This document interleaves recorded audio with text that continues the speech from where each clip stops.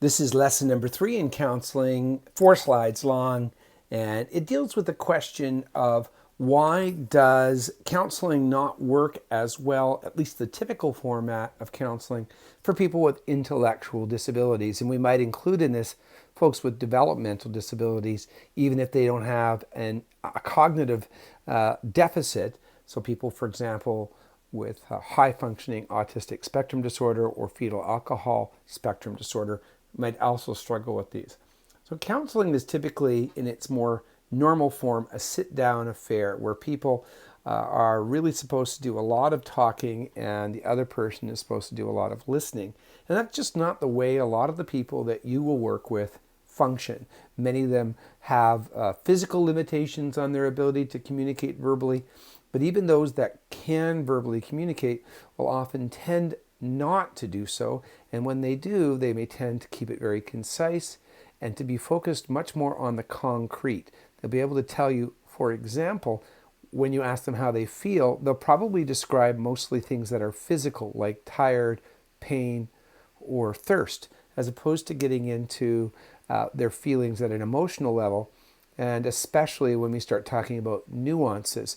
So, for example, I've worked with individuals on anger management, and they had a real difficulty understanding that there are different temperatures to anger.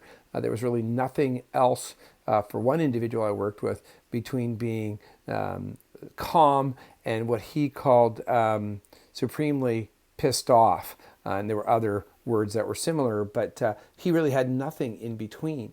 And getting people to explore their feelings and their memories requires people to have a strong understanding of their feelings and to have a really good memory and a good communicative ability. And that's something that's often very difficult for people. Clients are expected to do this not only at length, but at this specific time. And I always think it's very strange that we might ask people who we know have real difficulty reading the social fabric to understand that it's completely inappropriate for them to talk about their feelings this way while sitting in a restaurant or riding a bus or even sitting in the waiting room of a counselor.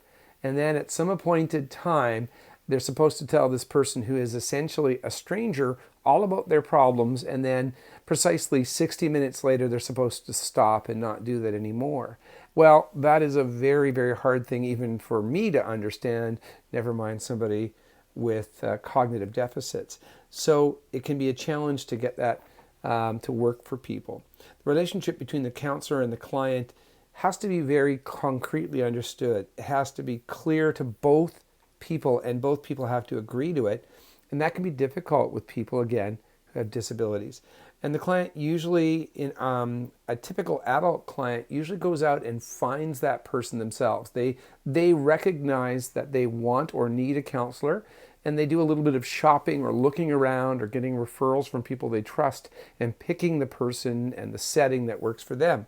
If we're dealing with somebody who's not fully empowered or can't communicate, we are sort of taking a random kind of shot at this to make sure that, or to try and find a fit. And that often is not successful. So it can be real difficulty if a person just doesn't understand that they have an issue or accept that they have an issue.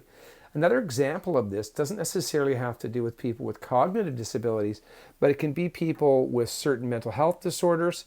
For example, people who are manic often don't believe that they have a problem, or people who are schizophrenic may not be able to differentiate between their hallucinations and delusions and the experience of other people, of what we would typically call reality. So if they can't differentiate, if all of it's real to them, then a counselor is going to have difficulty getting through to them. Another example is court-mandated counseling. And some of you might have been through something similar, which is sort of relationship counseling that's been mandated. For example, often certain churches will tell people you have to go to counseling before we'll marry you. And if you go in that room and one person is tuned into it, but the other one isn't, then it's not going to be successful. Same thing with court-mandated. If the courts tell somebody to go to counseling, but that person doesn't think they have a need, then it's really a waste of time.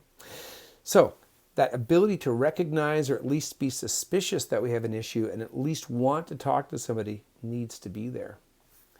Abstract and complex thoughts are usually much more easily described and understood, as I've already said, by people who don't have a developmental or intellectual delay.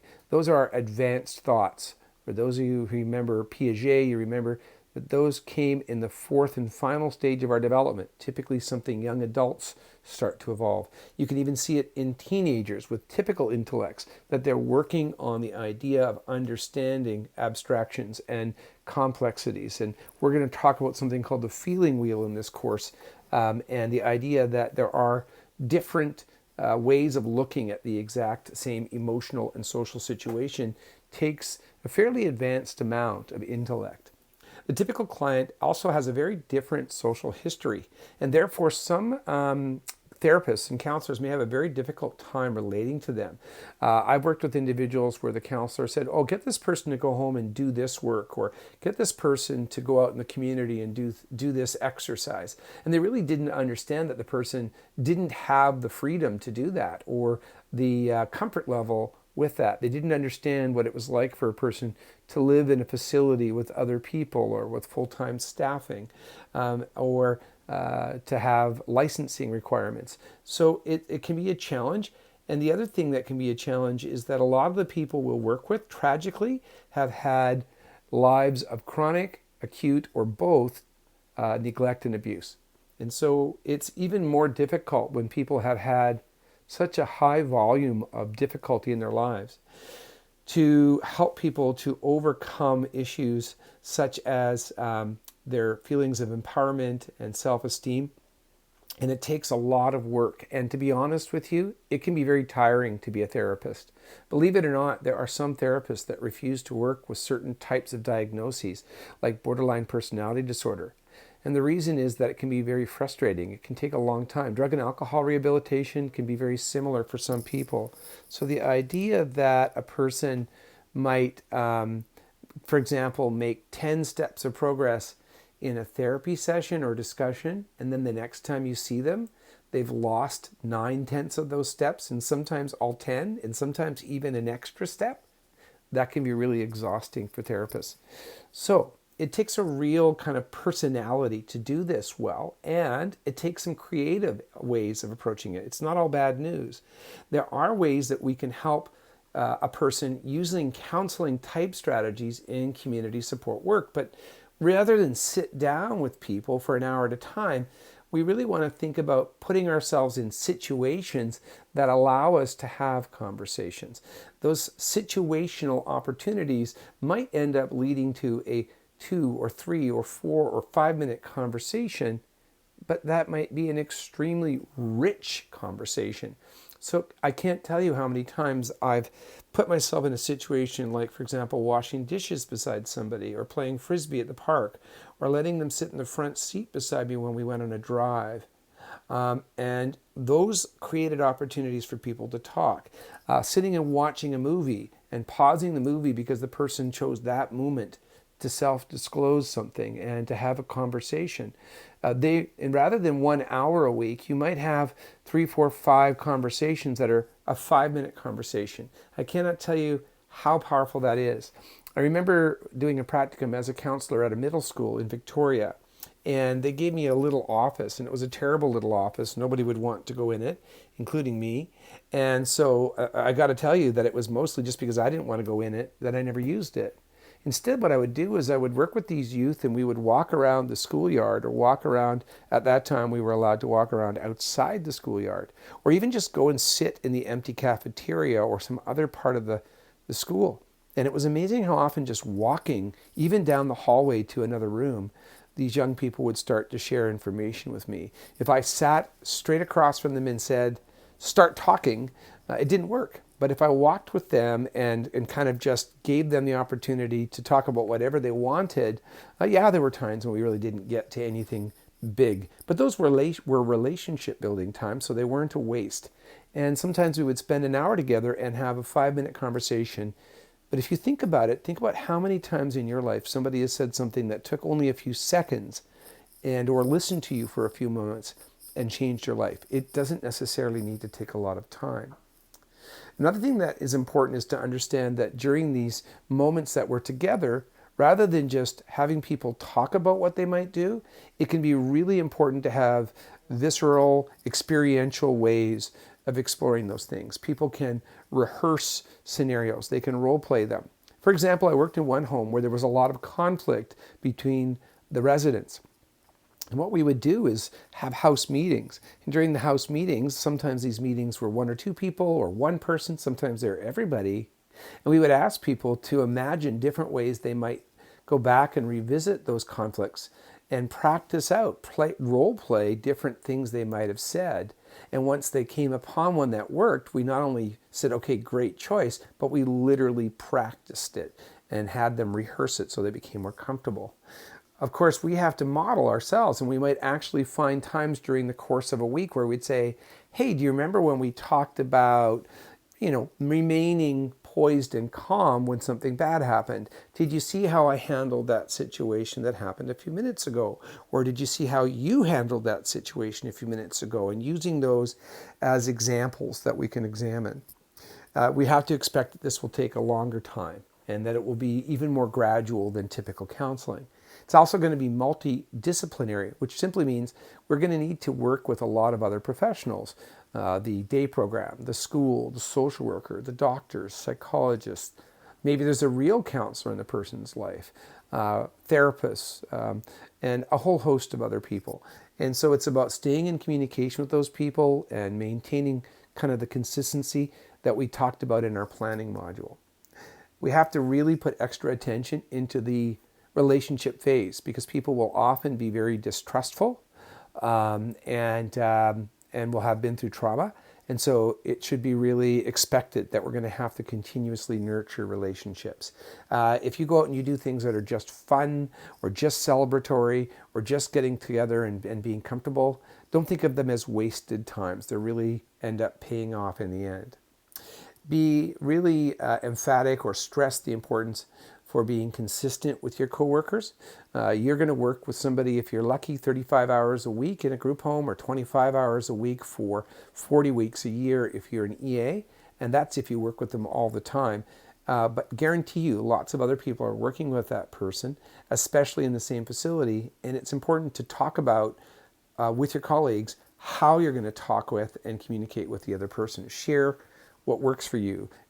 Tell them about the flag words that you try to avoid. Tell them about the settings that work for people and really listen to what people are telling you about that individual, especially people who've worked with them in the past, or if you're passing them on to somebody else, they're transitioning, make sure that you share what's worked. Don't worry too much about labeling people or giving names on things. That's often where people think they've solved the problem. They've given something a name. Instead, just focus much more on what's functional for the person. Help them to learn a new and better way. And they don't have to necessarily have a name for that.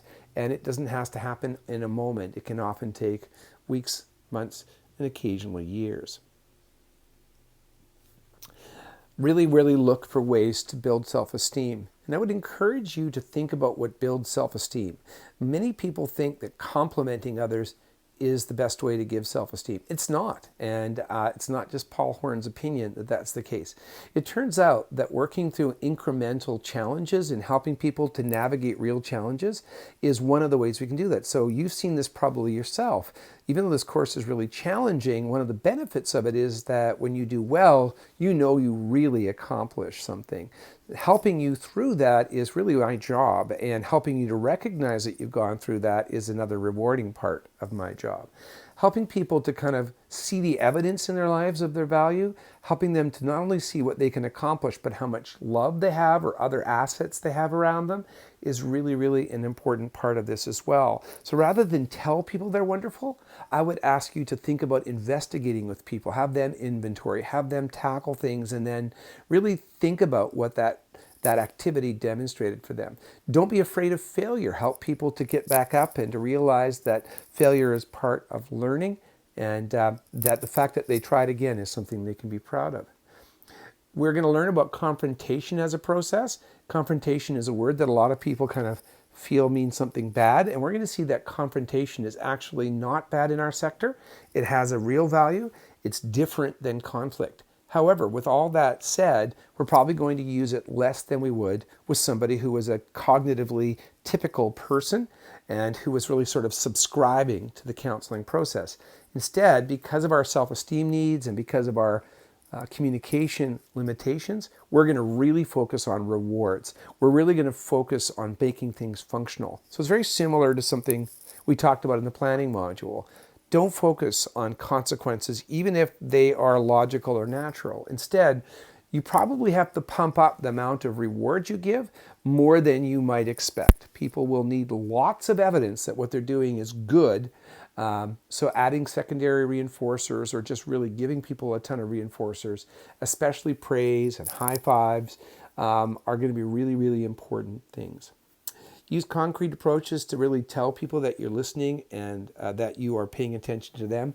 And we're going to learn about concreteness right now or later on, so this probably doesn't make a lot of sense yet, but it really means telling people what you're seeing their behavior means. You have to put in words what people's nonverbal behavior means, because so many of the folks we work with are not verbal or only partly verbal.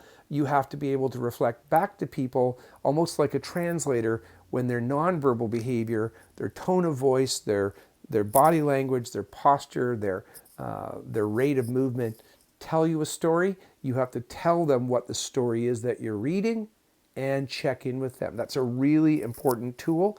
And often this is how people start to see us as a mirror. They may not realize what they're sending out to the world. We're going to really understand that this dialectic approach, we learned about DBT a little bit in the last module, the idea that people can look at the same situation and see that there are more ways to interpret it and more ways to manage it than they might have thought.